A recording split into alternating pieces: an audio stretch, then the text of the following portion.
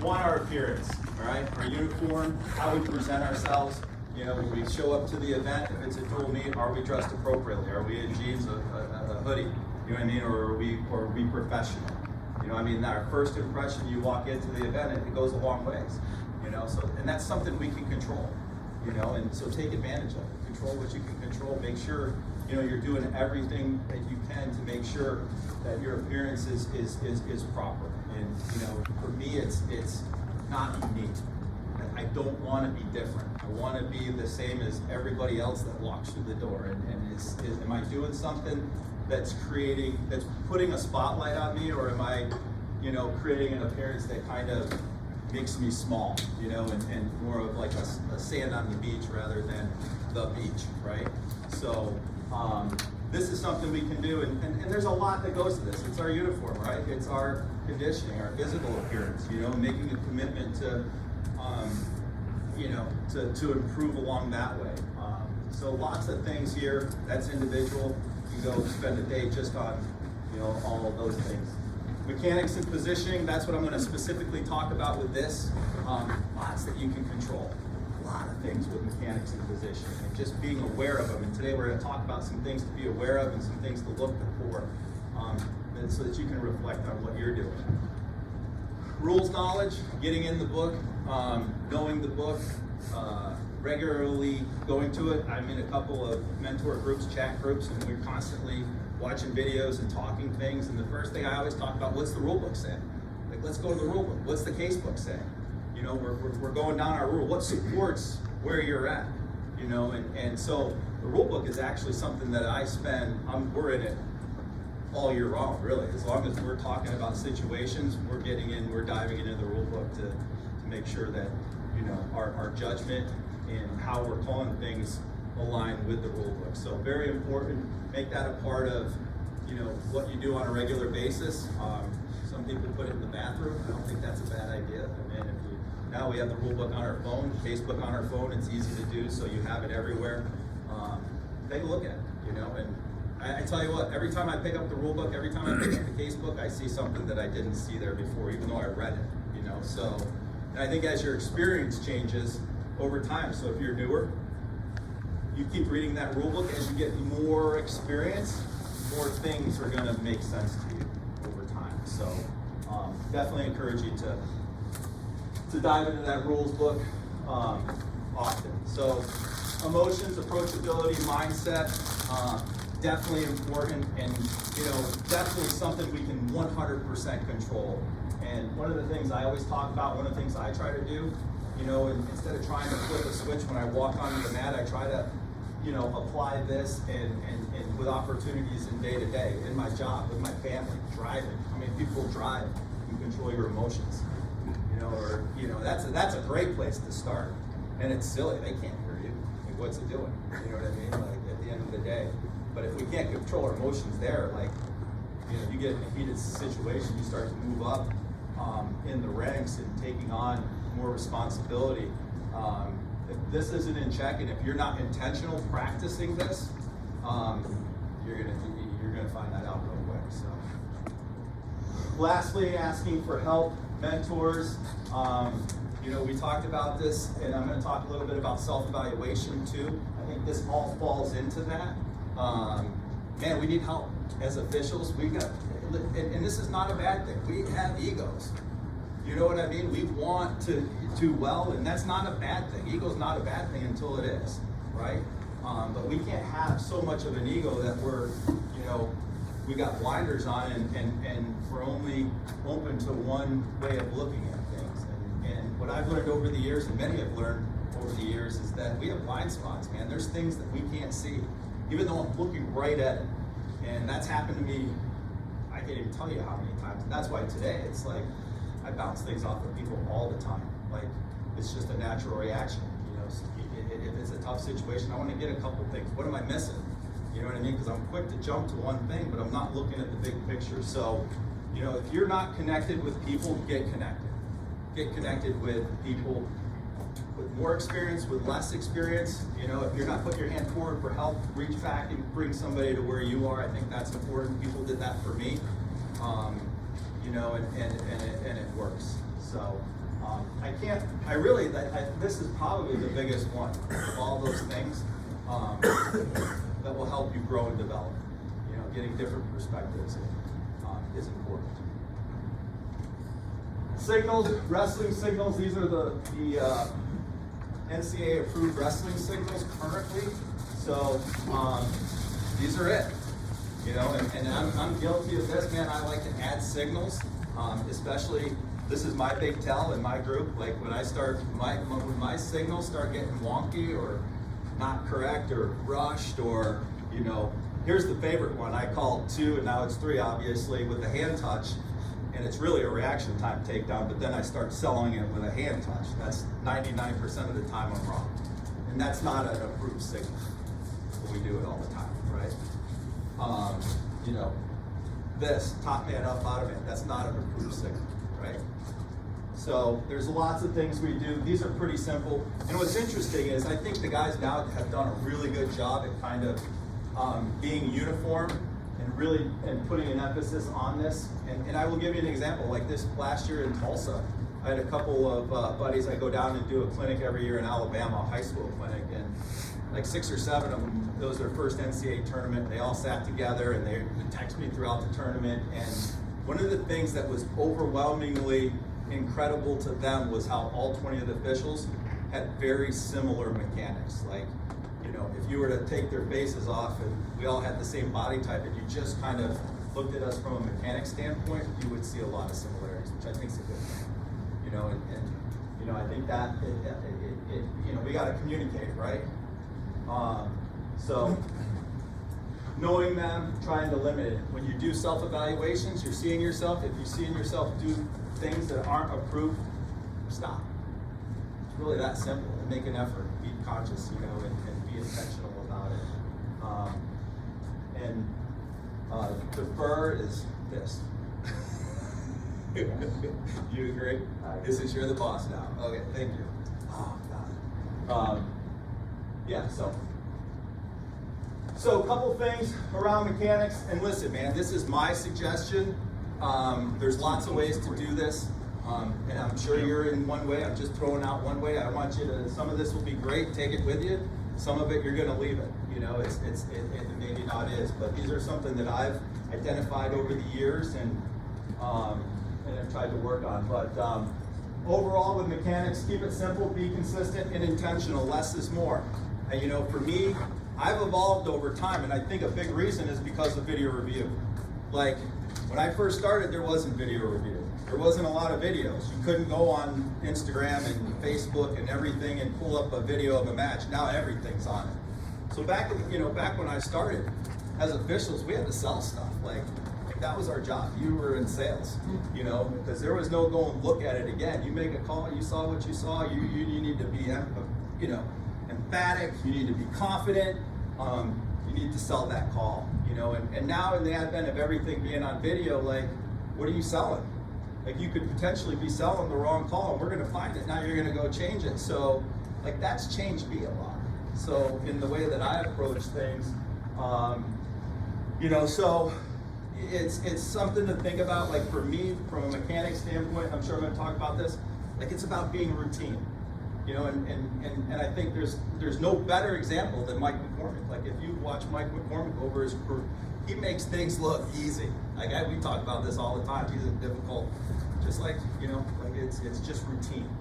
And that's where I am today. Like, I want to be routine. I don't want to rush things. I don't want to sell every call. I think there's a place to sell calls now. I think it's a lot far and few between. So I'm not saying never sell. But I use it, you know, in very specific situations, not all the time. Whistle in the mouth, I was watching this today, it was about 50-50 on a lot of guys here. It's just interesting, I get nervous. I just, you know, from an official, and I'll talk a little bit about this later, you know, my 2 primary responsibilities, my 2 primary purposes as a wrestling official is number 1, to protect the guys, and number 2, give myself a chance to get it right. So whistle in the mouth for me is all about protecting the guys. I feel like there's a delay, or could potentially be a delay, if you're looking for the whistle, or something happens very quickly or unexpectedly, there could potentially be a delay. So, you know, take it out to talk when you're talking, great, put it back in. Like I'm a fan of officiating with the whistle mouth. So, starting and stopping, strong whistles, consistent signals, develop a routine, be predictable, man. No surprises, you know. I know with my starting positions, top, bottom, I do the same thing every time. Like I don't deviate any bit. And I learned this like in the last couple of years. I try to flip the coin where I'm going to stand when I start the wrestlers. So I usually pick a side, and I'll alternate sides. So you know, flip the coin at the end of the second period where I'm going to stand, pick it up, give the choice, and how I go through my choice. All the same routine. Bottom man gets set, top man cover, blow the whistle, start. Signal wise, starting, stop, you know, neutral signal should be identical to top bottom. So you get in between the wrestlers, they start it here, right? For neutral, top bottom, again it should be up. Up. Identical. If your signal for starting in neutral and top and bottom is different, you might want to think about that. They should be identical. It's the same signal. Out of bounds signals, potentially dangerous signals, illegal. Out of bounds signal, it's going out of bounds. There's no stopping, it's out of bounds. It's its own signal. I see some people will stop the match and then blow it out. That's not the, you know, we don't need to do that. That's overkill. Awarding points, we talked about this. We had a couple situations today. Always award the points first. And even if you get lost, award the points because we've got riding time. We got to start and stop riding time. You know, you can always circle back and make sure it's correct, but we need to make sure we get those points up first. Obviously, the exception is safety. You know, safety is going to always be the priority. Consistent sequence, 2 red takedown, 2 takedown red. However you choose to do it, just be consistent. Don't look at the table when awarding points. I saw a little bit of that today with some of you. Especially with 2-man mechanics, that's really the second official's job. Make sure the points go up on the board. So that's nice. When I have a second official, it's great. It's one less thing I really have to worry about. Extend the arm fully, rotate the points, and don't point. Pointing is not a signal. All right? Pointing is not a signal. You know, and the other thing that I was talking about with somebody too, I'm not a big fan, is overusing the control signal. Like 2 takedown, it's a clear takedown. The guy's clearly on top, and then it's like, you know what I mean? Like, to me, what's the point? You know, like where I use the control signal is when it's almost loss of control, you know, or it's 2 red singlets and they're twisted up and I don't know who's on top and who's on bottom. You know, and I do that for me. But in a situation where it's not necessary, why are we doing it? Because the only thing it really does is draws attention to us. It takes attention away from the wrestlers. Unnecessary. Less is more. Indicating penalties, proper signals, consistent sequence. Again, get in a routine and doing it the same way over and over and over. This all should be autopilot. There should be no thinking about this. You know, and the more you put these things into autopilot, the more you're going to be ready and in the moment when something crazy happens. Like I said, then this kind of the develop a routine and be consistent. Develop a routine and be consistent. As officials, routine is a friend, man. It's our friend. Be predictable. No surprises. Always verbally communicate penalties. If you don't stop the match to indicate a penalty, remind the wrestlers on the next start. That's a big thing now, because there's going to be some situations where we're not, you know, we're penalizing, but we're not stopping it. A big reason for stopping the match really was to let the guy know. So make sure if you're not stopping a match for a penalty, on the next restart, make sure you communicate that to him. Stalling reminder, start of the third period after a restart. I'm pretty intentional on this. You know, they both got a stall call and it's 10 seconds left and we go out of bounds. Hey guys, I want to remind you, both have a stall call, you know, and they react. You know, at the end of the second period, you know, if Red has, hey Red, just a reminder, quick reminder as they're getting set, hey, you got a stall call. And I'll tell you what, it's not only good for them, it's good for me. Like I know where we're at, you know, and at the end of the, you know, at the end of the second period, going into the third period, good to know where you're at.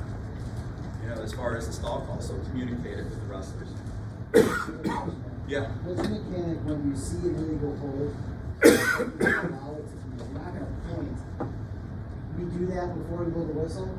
Yeah. So if I'm going to continue, right? If it's safe. Yeah. Okay. Yeah. All right. So there's no point in holding. We just do that. And we did that before. So like, let's say on neutral, figure 4, we want to let it continue to finish a shot. So we hold it up here, right? Then they successfully finish the shot, right? We stop the match. We used to stop the match and give 3, now it's 3, right? Back then it was 2. But now we wouldn't have to stop the match. We could let it, we'd give them 3 and then they would continue to wrestle. Yeah. Yeah. So the new rule this year where you don't have to stop it, I think people are reading too much into it. Way too I much. think 99.9% of it is going to be called on the defensive wrestler. You know, where he does something illegal, Yeah. they're either almost on their back or on their back. And you know how we stop that? You call a fall and then he's off his back. You know. Yeah. So you either give the near fall, let or full 1, 2, 3, 4, whatever the case may be, and then also you can award the penalty points. I don't care if he's fish hooking, you gouging, you know, the guy on top's not letting go. So we could be actually in this position for 5-10 seconds. Well, It and depends. yeah, and to his point, if it should be on the top guy and the bottom guy is in the process of scoring's imminent, then you're going to hold it in. That's going to stop riding time. Right. So there's two reasons to put up the signal. I see.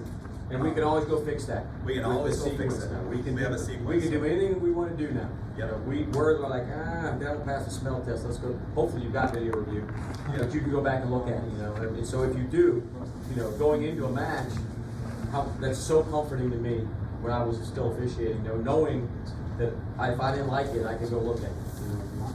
Yeah. Don't be intimidated by that, man. It's another tool. It's another arrow in your quiver, man. Yep. Good question. Any others? So awarding points there would, I mean, with the illegal hold, would the sequence be the illegal hold and the takedown? Yeah. Yeah. And clarify the right time, illegal. So offense or defense? If it's defensive, you don't have to worry about it right now. Correct. Right. If it's offensive, and he gains an advantage because of the illegal hold, you're stopping it anyways, right? Yes. Most of the things we're stopping. You know what I mean? There's a lot of things a lot of illegal situations, like a kickback. That's illegal by application. Full Nelson, illegal by application. We're not letting that go. We're stopping that. You know, it's really only the situations. This new rule really doesn't pertain to a lot of situations. And it really helps us if we miss something in the sequence. Because now we can go back, oh, we missed it, right? We can call it. And because we didn't have to stop it before, if you stopped it and you didn't stop it, everything after that would have been dead time. But that doesn't apply anymore.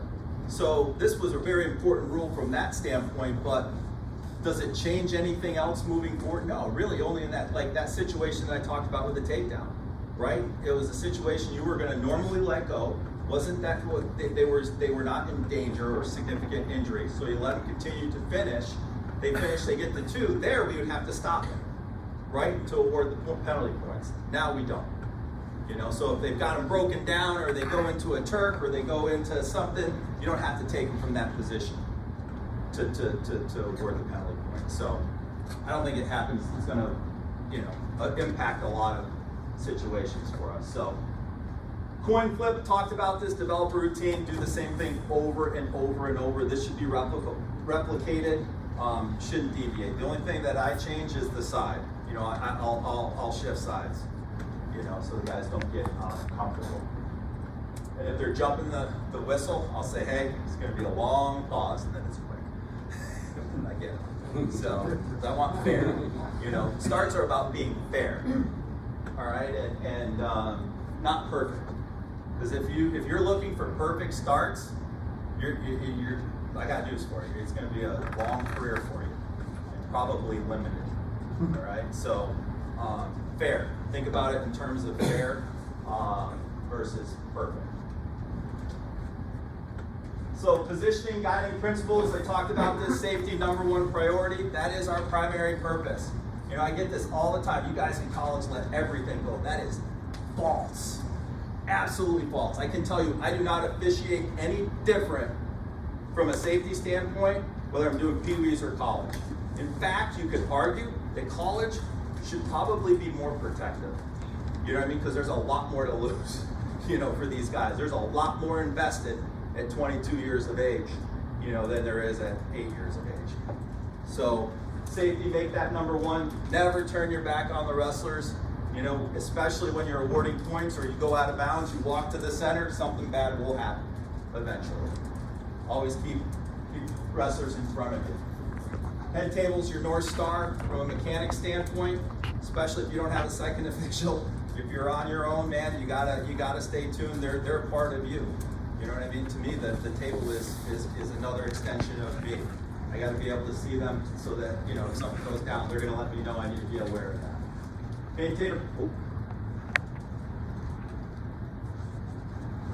Maintain appropriate distance. My take is further is better. You know, the further you get away from the action, the more you can see. That's just a fact. The problem that you have to balance with distance is safety. You know, so you got to really be on. You got to be really on the safety game, because if you're gonna have distance, man, you got to be ready to come in, and you have to come in physically when they get into situations that might be dicey from a safety standpoint. So I'm always balancing that. Always balancing it. Change levels and move. Don't get stuck in the mud. His dad taught me this early on in my career, man, especially with two-man mechanics. I get on one side of the line and I just sit there. The other official's on the other side. Move. Lead official has to have the best view. And you have to give yourself, you have to move and give yourself more angles. I can tell you numerous examples where I'm holding a call because I'm standing still. I take 3 steps to the left and it's easily a takedown. Nothing's changed. And of course, you're gonna hear that. What's changed? What changed? Oh, you know, what changed? But me, I move. My angle, completely different. Move. Change levels up and down. Back points, you guys gotta get down. Gotta get down and look for the fall. If you're counting back points and not looking for the fall, that's a mistake. Anytime you're counting back points, you gotta be down there and be ready for the fall. Because that is the biggest mistake we can make. You know, nothing better than slapping the mat and getting off. We can't make any more mistakes. And not on your knees. Yes, down. So, you know, and that's got to be intentional. You got to practice. You got to see that. You know. Then, lastly, know where the scoreboard and the clock is if it's not at the head table. You know, and position yourself. Don't turn around and look at it. Circle. You know, circle around the mat. Get in a position where you can keep your eyes on the athletes and the clock at the same time. So neutral starts. Again, you know, I don't get all the way in between them, but I'll put my hands in, and if I feel one of them kind of pushing in, I can jump, but I get them set, you know, and know the situation. Guys down by a point, 3 seconds left, it's a restart. Well, what are they gonna do? So, and why that's important, man, on getting in position, listen, what's our rule if a guy false starts and the other kid gets injured? Test question. He can't continue, he loses. That's the big part. So if he can't continue, he loses. So the guy that didn't do anything gets hurt, loses. Well, so you listen, the rules the way they are, we have a responsibility. Listen, that's something we can control. You know, and get in there, understand that, be in a position, make sure they're set, don't get quick, get their foot on the line, set, blow the whistle. And if he's jumpy, delay it. Hey, get set, communicate. Keep moving, I talked about that, line calls, you know, get the best spot, don't just get stuck in the mud, anticipating the action. Listen, you know, people say, oh, anticipating, that's how we, no, you gotta anticipate the action. You know where to be. Guys got an arm bar and they're going one way. I know sometimes they go the opposite way, we get burned, but we learn that as we go. But like, you know, guys in on a single, 90% of finishes are gonna be far ankle. Get in a position, get over there. You know, don't be chasing. You know where it's gonna generally be going. Do we get burned? Yeah, we get burned. But most of the time, you know, we're where we need to be. Hey Matt, before Yeah. you, over here. Yeah. Before you move off the neutral position, you want to quickly talk about where the assistant should go, to where the head should go, as far as moving. Yeah. We had some questions earlier, and just want to make sure everybody hears it from you. Yeah, so I mean, ideally, for the most part, the second official should mirror at 180 degrees. You know, on starts, I'll tend to come out to the side a little bit more, kind of like 45. I usually pick a side, or offset at least. I'm usually not right behind him at 180. I usually pick a side and come to the other side. But, you know, stay off the mat. I mean, really, unless we talked about this, I don't know, earlier, I think maybe last night, you know, really the only reason to come on the mat maybe is a safety issue. You know what I mean? Where guys looking at back points or a pin and something bad is really happening and you need to get their attention. Yeah, I would come out on the mat on that. But, you know, for the most part, you know, and then as a second official, try to give the lead official the best look, you know, and do the best you can, you know, to make that happen. Are you going to always be 180? No. Do the best you can. You know what I mean? In that case, and compliment them and make sure he has it. Because at the end of the day, that they got to make that call. You know, the final one. Yeah. Matt, how about when they're on the line and you're on this side and the assistant official on the side, and they change the head? Yeah. What is the proper way of So you don't got to run around the mat. Just Right. switch. Go behind the lead. Second should go behind the lead. You know what I mean? You never want to go in front of the lead to block them. And sometimes it's difficult because you got the coaches' chairs between the official, but you know, but you really shouldn't. That's a terrible. Like I saw today, somebody got stuck on the out of bounds, and they came right at him. Like that's the worst position to be in. You know, here's the line. I'm here, and they're coming towards me. I can't see the line. I can't see anything. I can't see control. Like couldn't be a worse position to be in. So. I don't know if that answers. I'm very cognizant when I have a second official. It's something, you know, because a lot of the other things are autopilot. So I'm in the moment where I can think about this kind of stuff. But I try to not hang them out to dry. You work with guys that like, oh crap, like they don't even know they got a second official. Is that you something know, you and talk I'm about? like, you know, running. Is that something you should talk about in pre-match? Yeah, I mean, Eye contact or? Yeah. Yeah, I mean, I think I do. I mean, I'm pretty much, I don't have a lot of that I say with my second. Just get involved. You know what I mean? You're officiating it. To me, it's two officials. It's not a first and second official. It's two first officials. We're working together, and you know, whatever you got to do to get my attention, let's go. Let's just get it right. Yeah, I mean, we either look good together or look bad together. Yeah, because at the end of the day, nobody. Yeah. I mean, really, at the end of the day, how it looks, get it right. That's what they remember. You know what I mean? Nobody remembers if you were 180 degrees or not, but if you didn't get it right, well, it doesn't really matter, does it? Starts, near falls. Again, I talked about this, get down, look for the falls, headlocks, cradles, tilts, crabs. You know, understanding where to be in these situations with tilts and crabs, I tend to cheat to the backside. You know, I know like in high school, I'd always stay out front looking for locked hands, not anymore. I kind of go back because anticipating where they're going to go. And if they're going back and I'm out front, I'm done. I'm missing counts. And, you know, you got to be in position to see near fall to count. You can't just assume it's there. Try to be in position, you know, to call it there. Cradles, I try to stay at the top. Sometimes I come out to the back. It all depends, you know, what they're giving me. But generally, I'm up front. I want to be able to see the fall. I want to see a near fall, but I also want to see safety on headlocks. So if you're by yourself and you start going behind, it gets tough. You know what I mean? Because now you can't see everything, or it's hard to see both. Potentially dangerous. You know, again, coming in, being verbal, keep it legal. Keep it legal. That's something that I'm a lot in these situations. And then again, anticipating the action. Where are they going? You know, in all these situations. And that comes with time and experience and getting burned. You know, and now you've got self-evaluation. You go watch it. Everything's video. You come back. Like that's the number one thing I do when I look at my videos. It's all about the position. Where am I? Probably 90% of the time when I'm out on the mat, that's what I'm thinking about. Because I know if I'm not in the right position, I'm not like I'm not gonna be, I'm not gonna have the chance to get it right. So being in position, I feel like gives me the best chance to get the call right.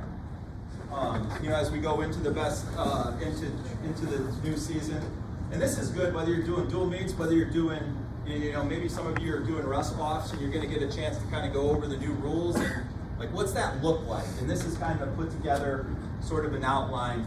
And here's the takeaway, like with pre-meets, prepare, don't wing it, have a plan.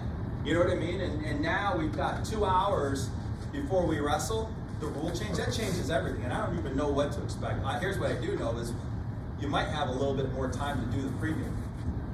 Before with 1 hour, man, it was like, you didn't want to you didn't want to take away from their time preparing. Like you wanted to be on that. So now it might be a little bit different. We might have some more time. But the big thing, when we talk about the best practices,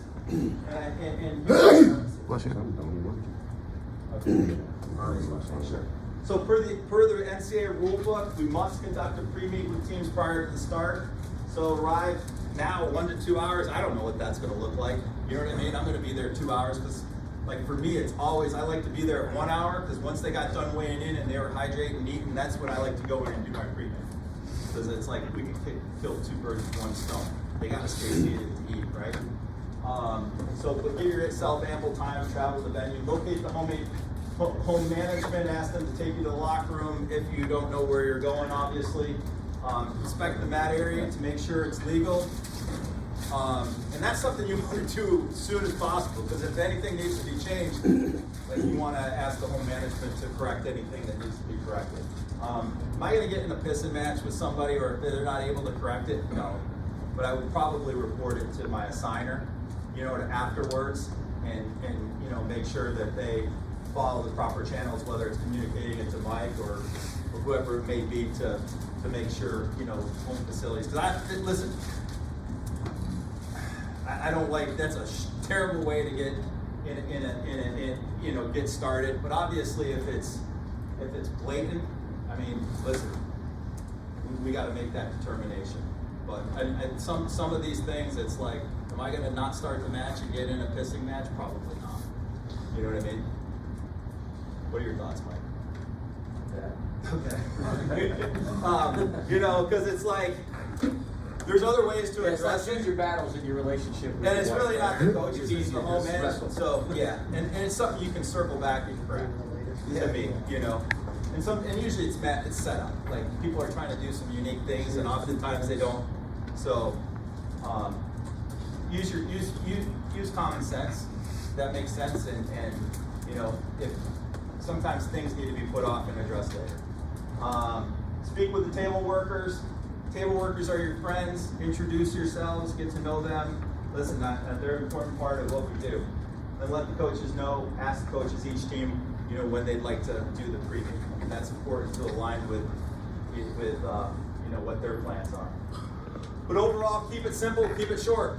Right? Keep it simple. Keep it short. Objective. No surprises. That's my objective. When I'm putting together my pre-meet, it's all about no surprises and making sure that, when we finish this, that we've addressed all the things that we can address. Ensure that. Confirm the starting weight and choice of position in the second period. If that is, sometimes you have to flip, right? So we need to find that out as well. Ask if anyone has any special equipment. That's the first thing I do when I go in there and I need to take a look at. I will tell you this. I don't know if anybody remember this, but I had, we didn't do this. Or maybe we did and they didn't show us. But Grant Leaf, remember he used to wear the neck brace? Well, I was at the first match, he pulled that out. It was Missouri and Virginia Tech on the stage. And Roby went crazy. And I'm like, I don't know what to do here. Like this meets all the criteria for being special equipment. And there was nothing to not use it. But come to find out, they had a waiver from the NCAA, but they never shared it with us. So we went through a whole bunch of stuff. That was one thing I always ask you guys. Now it's like, any special equipment, I make sure, don't surprise me with something crazy. If you have a second official, emphasize the importance of the second official working together as a team. you know, I kind of give my expectation is really there's not a lot. I want you to be involved. Don't be afraid to correct me. Don't be afraid to step in and have a conversation. That's, you know, because I want to get it right. And, you know, listen, do it. The worst thing you can do is nothing when you think there's something wrong. That's when I get fired up. Yeah, don't come to me after the match. Man, I didn't think that was two there. That's not a good conversation. So I've had that happen. I talked about this safety, athlete, #1 priority. I communicate this. I want to let them know, you know, because here's what will happen. They get in some crazy twisting thing and you stop it, potentially dangerous. You're like, go back to high school. You know what I mean? Like, so I kind of, this is no surprise. I said I was going to do this and then I do it, right? Get the calls right. Listen, the outcome we're not in control of at the end of the day. We think we are not. We are in control of those things that I talked about earlier. You know, and really, for us as officials, 2 officials together, our job is to give ourselves every opportunity to get it right, to use the tools that we have. That includes working together. You know, sometimes it's the coaches. You know what I mean? Using video review to give ourselves a chance to get it right. Because every time I miss a call, I go back. It's not missing the call. I'm going to miss calls. That's just part of the game. It's not going to be perfect. But what I'm looking at is what could I have done differently? What tool didn't I use? And I'll tell you what the #1 tool in my bag is. Slowing down. Slowing down. Because when the pressure gets thick, when I get in a tough situation, my default action is hurry up. Hurry up. On the line, blow the whistle. Nothing to see here, folks. Don't even give the coach a chance to yell at me because we've already started the match.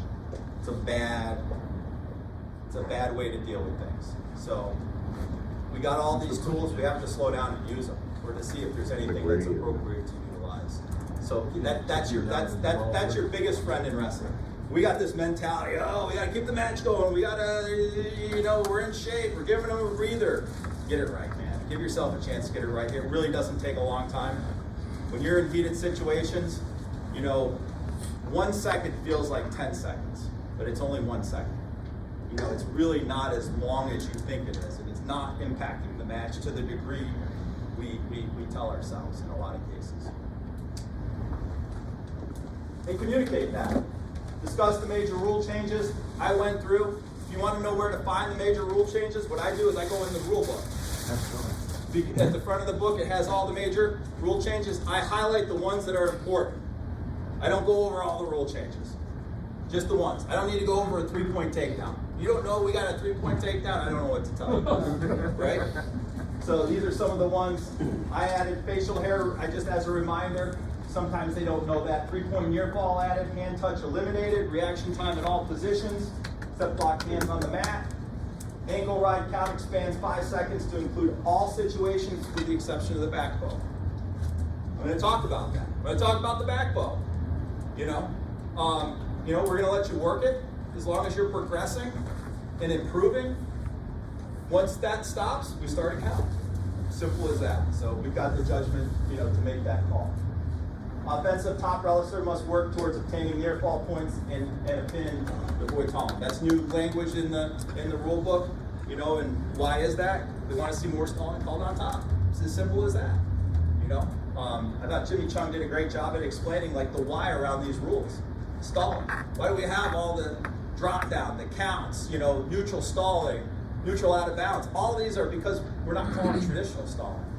We're not calling what the original stalling in the book. So now they're forcing us to make these calls. You know the one position we don't have anything? Bottom. Because we probably overcall the bottom guy. I mean, like it makes sense. So, you know, this one I think is the toughest. I really do. I think this is going to be the one, you know, that we're going to have to be really intentional and evolve quickly. You know, as we start blowing the whistle. Like I've got a game plan, but everybody's got a plan until you blow the whistle, right? Like so, and I've said this always in the past. Like coaches want you to call stalling. I firmly believe that. Like and so does the kid. And so does the kid. So, but within, I'm not saying overcall it. I'm just calling. It's a story. When it presents itself, make sure we're calling it.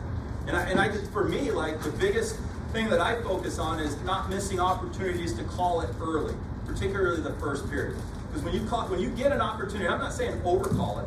When you identify an opportunity in the first period and you call it, that sets the tone for the rest of the match. They know you mean business. They're not going to test you. You know, but if you don't call it, like they're gonna push every button, you know, that they can. Neutral out of bounds. You know, this is all on the stalling. You know, and these are all the types of things that I've talked about. I've actually narrowed it down. I really go down to 3 things, and this is how I talk to them. You want to keep me out of the match, you want to avoid me calling stalling, do these 3 things. Wrestle in the center, wrestle to improve in every position, and don't go out of bounds. You do those 3 things, it's going to be a hard time me calling you for stalling when you think about it. And think about yourself. And that's pretty much my criteria. The last one's pretty easy for me. But, you know, the first one's my criteria. If I were to weight things, that's what I'm looking for. Who's making an effort to stay in the center of the mat? Or who's making the least effort to stay in the mat? You know, the last one we have a stay on the mat rule, right? So who's making the least effort to stay on the mat? You know, and who's making the least effort to wrestle in the center? Those are the 2 things that I'm kind of looking at for neutral stalling. And then, you know, now it's wrestle in every position. And that's defined for us on top. Wrestling in the top position is working for near fall or working for a fall. Rule book defines it for us now. It's not just trying to break a guy flat.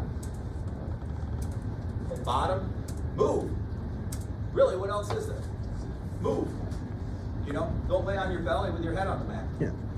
You do anything but that, you're probably, or you know, cover up, you're probably in a good position. Or maybe 2 hands on one hand. I mean, there's some unique things, but move. Pretty simple. And I communicate this. No surprises. You're not wrestling in the center, you get hit, not a surprise. I told you that. You go out of bounds, I told you, you're probably going to get hit. You don't move, you don't wrestle, you don't work to improve, you're going to get hit. Like there's no, there's really, when I call stalling, it should be a surprise. Demonstrate your starting sequence, referee's position. Everybody wants to hear this. So if they don't ask, do it. Make it part of your routine.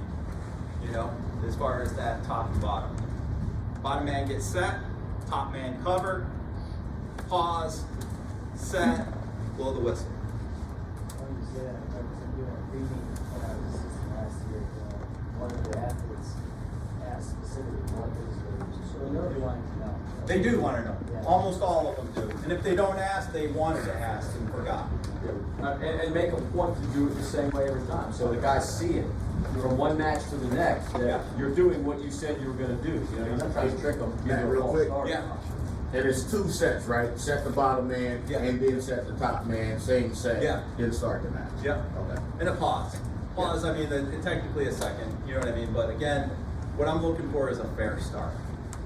And not a perfect start. And some people, they pause and maybe say set silently, which is because they cause false starts. Like whatever your game is, I mean, to me, the most important thing, especially on that second, is the pause.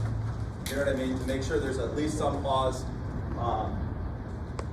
Ask if they have any questions. The question I always ask in my pre-match, hey, is there anything that you've seen in the previous weeks that you've scratched your head at, just don't understand, or, you know, like I want it, like that surprised you. You know, let's talk about it. You know, if somebody calls something that they haven't seen other people call, let's talk about it. Let's, you know, if you have a team that you've had previously and the coach wrote you for a situation, I'm adding that to the conversation. Hey, you know, here's when we're in a rear standing position and the guy pushes him out of bounds and that bottom guy doesn't make an attempt to stay on the net, I'm hitting the top guy. Like you yelled at me to bump bottom guy, that guy made no attempt. If you want me to hit the top guy, I gotta see the bottom guy dig his heels in a little bit and make an effort to stay on. So, you know, or whatever the situation is, you know, there could be all kinds of things. And then, you know, avoid saying never and always, because that'll bite you. Because there's always exceptions, I think, in this game. And then lastly, thank them and wish them good luck. Bart. Especially in regards to that second last bullet point, as far as if you go over any of your explanations, how do you balance not going into too much detail how you call things and setting yourself up for not calling it and then getting yelled at by the coach because you said this in your preview? Yeah, well, and that will happen. It's happened to me. I call it exactly the way I said I was going to call it, and then they say, that's not what you said in the locker room. That's exactly what I said in the locker room.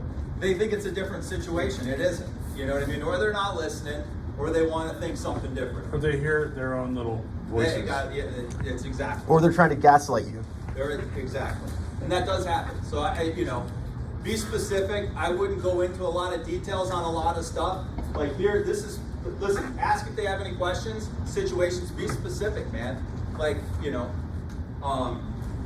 if there's, like I said, like anything that has bothered them, that usually gets them thinking. Like, think about the last couple of weeks. Think about something that was just blew your mind. They typically initiate that conversation. They do. Yeah, if there's something they want to talk about, they're going to talk to you about it. Yeah. Right. Yeah. With the availability of film, which I'm all sure they're watching and scouting, do you ask them if there's anything in particular that they know that their opponents do that you should be on the lookout? They'll let you know. They don't let you. Without a doubt. And then you know what I do? I will always go to the other coach and let them know they were asking about this. There's no surprises. Like, you're not, like, because I don't know what everybody does. So if a coach is asking me this, I'm going to go to the other coach and say, hey, listen, other coach asked about your 165 pounder that does this. I told him this. I just want to make you aware of it so that we're all on the same page. It's good business. Yeah. That's not like cheating. That's just, stacking the deck in your favor.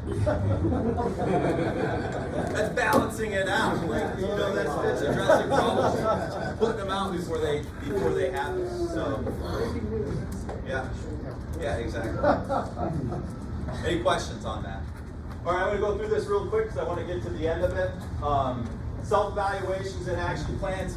Guys, if you're not taking ownership of your personal development, you need to start.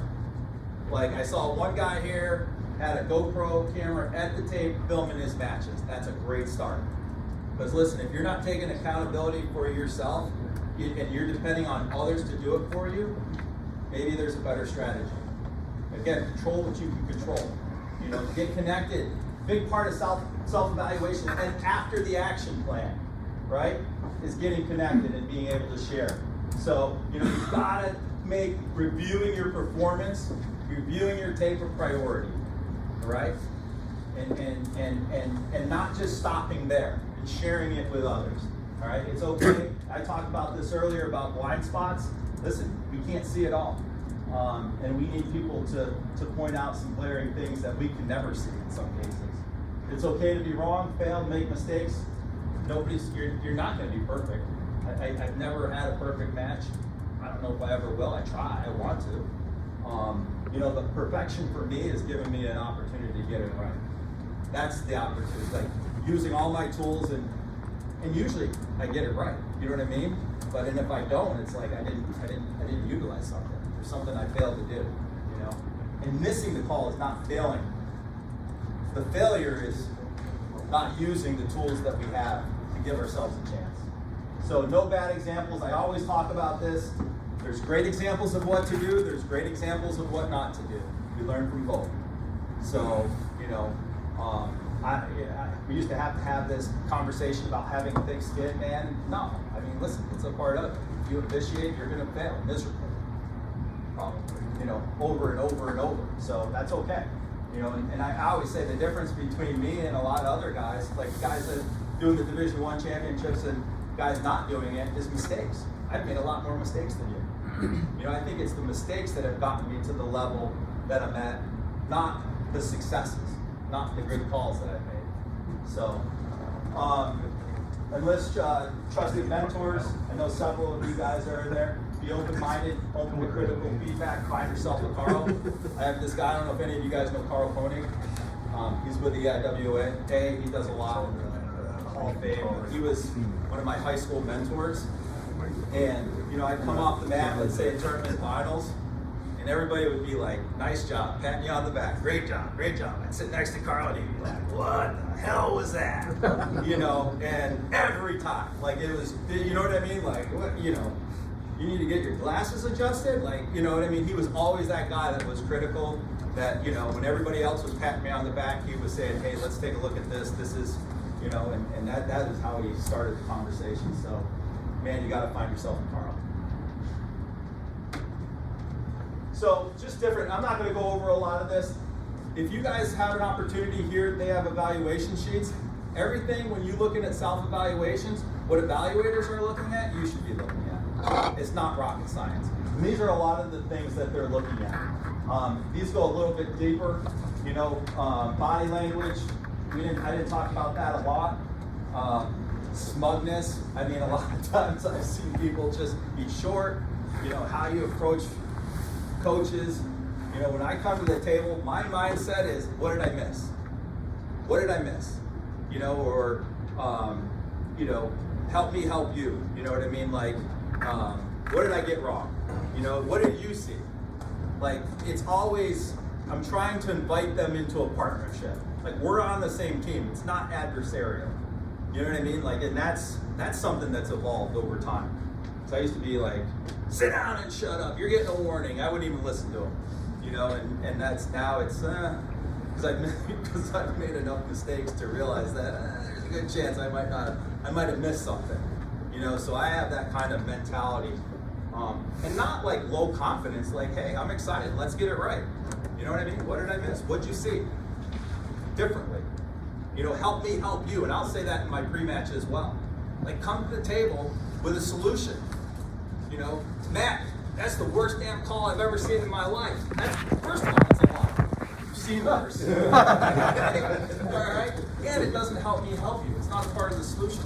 You're focusing on the problem. Help me help your guy. That's what we're here for. We're really on the same team. He wants what's best for his guy. I want what's best for his guy. So let's align. Let's work together and see if we can get it right. So the coaches respect you when you admit that, you know what, let's go look that over really quick. Yeah. And that level of respect, Yeah. that's there, man. Look, they care who wins. Yeah, absolutely. They've invested maybe 5 years in this kid, maybe 8 years. Yeah. You know, they've been on his parents' couch begging to get that kid going. Yeah. You know, we're supposed to not give a shit, right? And sometimes that's a blurred line. You know, they care who wins. They want their kid to win. We're supposed to not care who wins. You know, so don't get offended that they're, you know, into it. And like the coach that spoke earlier, you know, he gets caught up in the moment. He has so much invested in this kid. So don't be offended that he wants this kid to win. I mean, Yeah. that's what's supposed to happen. You know, we're supposed to be the level-headed person who just said earlier, slow down, take a deep breath. Everyone agrees that oxygen is good for us, man, right? So slow down. People like to be heard. Let it be heard. You know, and let him say what he wants to say. Don't be adversarial. Don't be controversial. Don't bait him into something, right? Because that's just going to make matters worse. Let's get it right. I feel I like can bait a coach into a team point deduction as good as anyone. Try not to telegraph how you feel about what he's saying until he's been heard. Want something to come out a way that you feel different in. You know what I mean? Yeah. It's okay. It's our job, right? We got a job, he's got a job, not the same job. And it's all on video. Right. Yeah. That's the great part, man. At the end of the day, we go back. Like, you know, you're doing self-evaluations. You're looking after the action. You know, you find that, man, you screwed the pooch on something. You know, usually a couple days later, I'll shoot an email and say, hey, man, I reviewed the situation. Man, that was terrible. You know, I completely missed that call. You were right. Just want to let you know so that you're on the same page. Because they appreciate that. Because I think at some point they try to think, well, maybe I was wrong. You know, and maybe, you know, they don't know. They think they know, but in a lot of cases they don't, and that builds a lot of credibility. Anytime you expect, you know, or you get a chance to change your call. The worst thing for me when I go to video review is I see the same thing I saw when I made the initial call. Like, I'm hoping to see something. You know what I mean? I'm hoping that, like, you know, just because I know that builds credibility. Like, you know, we're on the same team, and I think most guys are like that. Because then if nothing changes, it's like, oh, the referees never changed their call. Well, there's nothing to change. Like, I mean, it's on video. It's cement. It's like, you can't hide at the end of the day. So It's a good reason why, like you said, you don't sell your call as much, because your credibility will be totally trashed if you try to sell the call and you're like, yeah, and it turns out that it's not. And here's what I've learned. When I'm selling a call, I probably missed it. I've got this idea in my head. If you're defending, justifying, explaining, or rationalizing, you're probably wrong. because you never have to defend, justify, rationalize, or explain what's right. And I think that's what Mike's done unbelievably. He doesn't go down rabbit holes. Like, wow, is that not a takedown? He had 2 legs and it was control. End the conversation. Okay, thanks. Now, if I said that, you know, when you're Hall of Famer and you earn that, it's a different story. So I'm gonna just skip through these because you guys have got a lot of stuff on this. Just some questions to ask. My point here is, and we can send these slides out, is have a plan for self-evaluating. What are you looking at? You know, for me, a big thing now is position. I'm always looking at position. When people send me videos, that's the first thing I look at. If it's a bad call or a call that I don't agree with, I'm not gonna say a bad call. 80% of the time they're in a bad position. And usually the camera's in the best position, so it's an easier call. But I always try to put myself in their shoes to kind of see the angle that they're looking at, and then I'm like, there's no way they can see that, you know? Or I can see how they got fooled into thinking that was control because they couldn't really see the full picture. Stalling, just, you know, are you consistent? Are you making those calls? Do you spend time in the rules book, the case book, again, to, you know, follow up on the calls that you're making or the things that you're missing, why? Knowing the penalty chart, knowing the rules. So lastly, just finish up here. At the end of the day, you're protecting the guys. Are you in position? Keep the athletes safe. I always talk about it because sometimes it's something we just take for granted.